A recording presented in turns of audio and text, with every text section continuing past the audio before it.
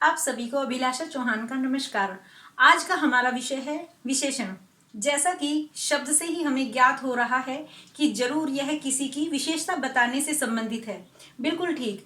संज्ञा शब्द हमने पढ़े हैं, सर्वनाम भी हमने पढ़े हैं। जो शब्द संज्ञा अथवा सर्वनाम की विशेषता बताते हैं उन्हें विशेषण कहते हैं। अब ये विशेषता केवल अच्छे गुणों या अच्छी बातों के बारे में ही नहीं हो सकती है।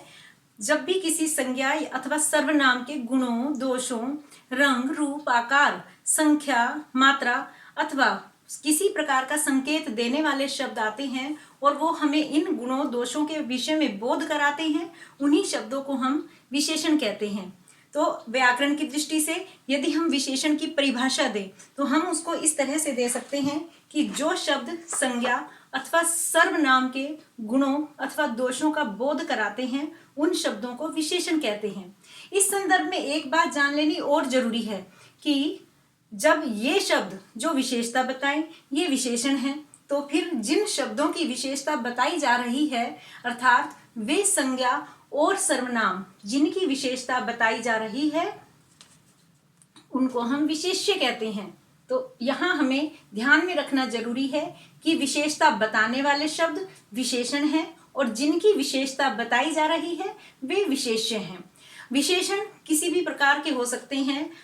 हमने चर्चा की कि रंग, रूप, आकार, गुण अथवा किसी भी प्रकार का संकेत विशेषण के रूप में हो सकते हैं। तो इसी आधार पर हम विशेषण के 4 भेद कर सकते हैं और ये 4 भेद इस प्रकार से हैं। गुणवाचक विशेषण, जिसमें हम देख सकते हैं कि रंग या फिर गुण, आकार, काले, हरे, योग्य, मीठा, ऊपरी, सुंदर, इस प्रकार के शब्दों का प्रयोग हमने देखा है और इस प्रकार के शब्द आगे हम वाक्यों के रूप में भी प्रयोग करके देखेंगे।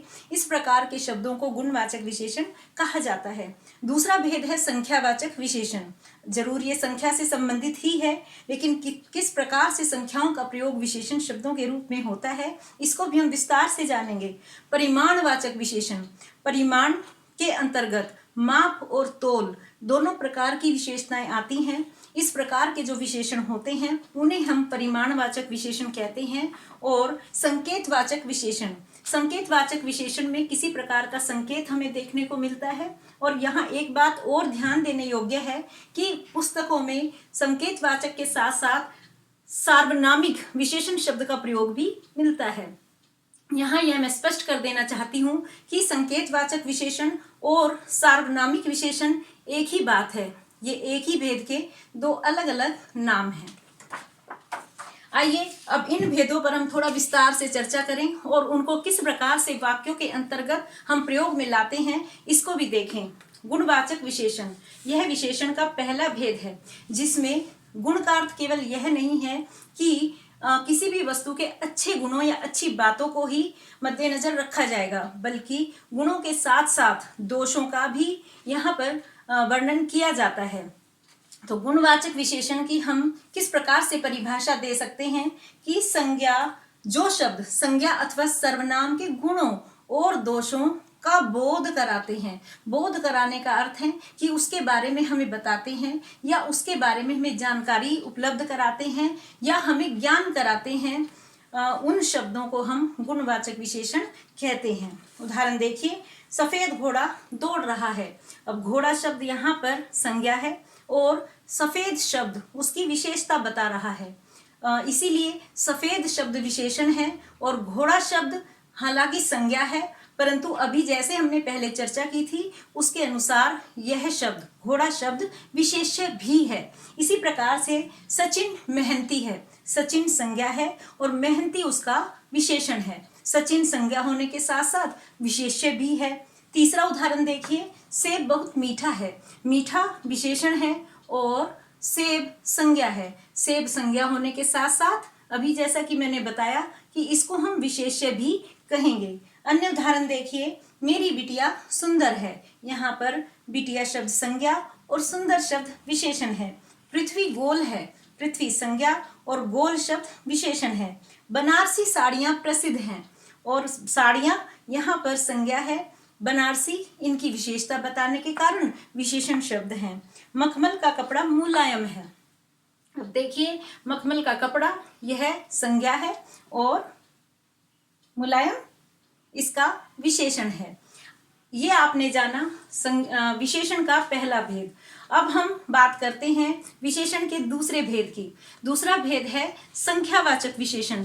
बिल्कुल जिस तरह से हमने गुणों के आधार पर या दोषों के आधार पर गुणवाचक विशेषण की चर्चा की, इसी प्रकार से संख्या का बोध कराने वाले शब्दों को हम संख्यावाचक विशेषण कहते हैं। उदाहरण देखिए कि कक्षा में 40 छात्राएं हैं। अब यहाँ पर छात्राएं संज्ञा है, जातिवाचक संज्ञा, और 40 उनकी संख्या के विषय में हमें बोध करा रहे हैं, इसीलिए 40 विशेषण है। और क्योंकि यह संख्या का ज्ञान हमें करा रहे हैं, इसीलिए ये संख्यावाचक विशेषण है। पिताजी ने मुझे 2000 रुपये दिए।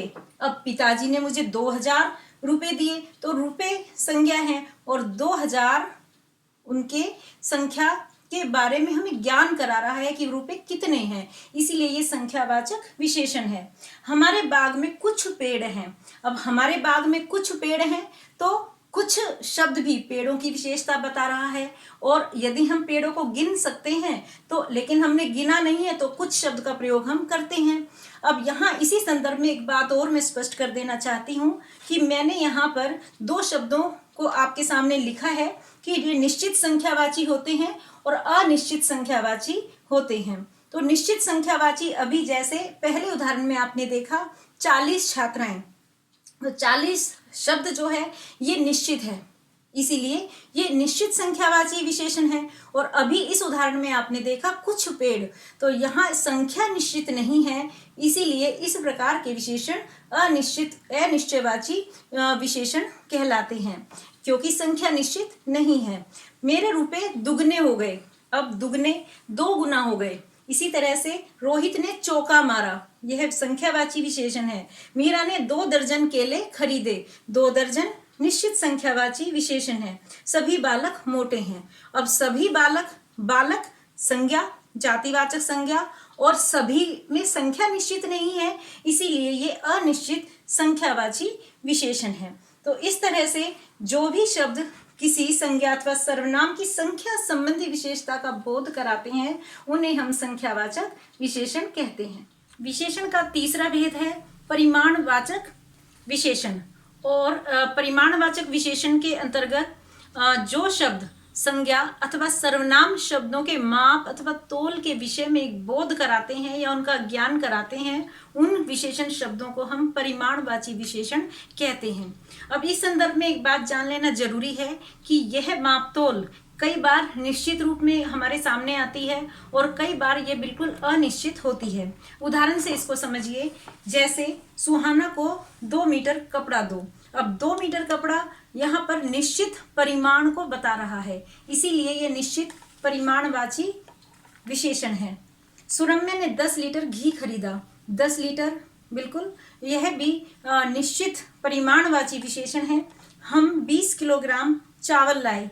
20 किलोग्राम भी निश्चित रूप से एक तोल को बता रहा है, इसीलिए निश्चित परिमाणवाची विशेषण है। 1 लोटा दूध लाओ।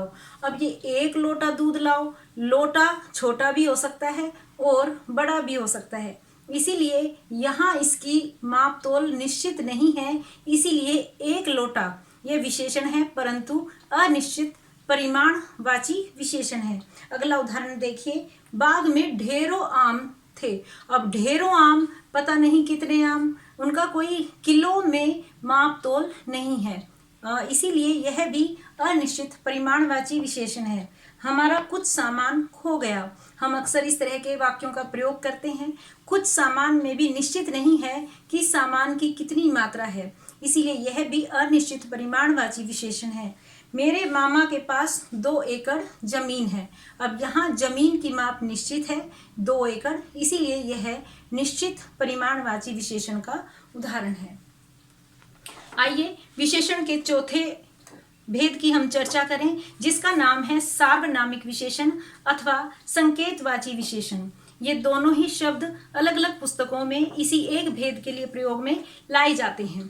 अक्सर हम देखते हैं कि विभिन्न संज्ञा या सर्वनाम शब्दों से पहले सर्वनाम शब्द लिखे होते हैं। वो देखने में सर्वनाम होते हैं परंतु वो कार्य विशेषण का कर रहे होते हैं, इसीलिए उन्हें सार्वनामिक विशेषण का नाम दिया गया है।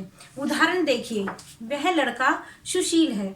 अब लड़का संज्ञा है परंतु इससे तुरंत पहले एक सर्वनाम शब्द का प्रयोग किया गया है जो उसकी विशेषता बता रहा है, इसीलिए यह विशेषण संकेतवाचक या सार्वनामिक विशेषण कहलाता है। इसी तरह से यह परिधान दे दो, परिधान वस्त्र को या कपड़े को कहते हैं, और यह परिधान यह सर्वनाम शब्द होते हुए भी परिधान की विशेषता बता रहा है, इसीलिए यह भी संकेतवाचक या सार्वनामिक विशेषण है। तीसरा उदाहरण देखिए, कोई व्यक्ति द्वार पर है। बिल्कुल इसी तरह से कोई शब्द भी सर्वनाम होते हुए भी विशेषण का कार्य कर रहा है। अगले उदाहरण में देखिए, वे खिलाड़ी विजेता हैं।